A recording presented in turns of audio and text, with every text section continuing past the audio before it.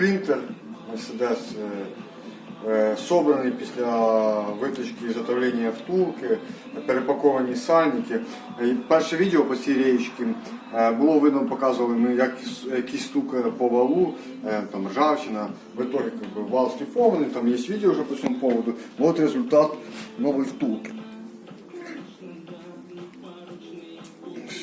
Тобто він вже там мертво стоїть. Ніяких люфтів, нічого немає. Ну, все тугесенько, все ходить. Зараз буде іспитання рейки на гідростенді. Це буде наступне відео. В принципі, так все.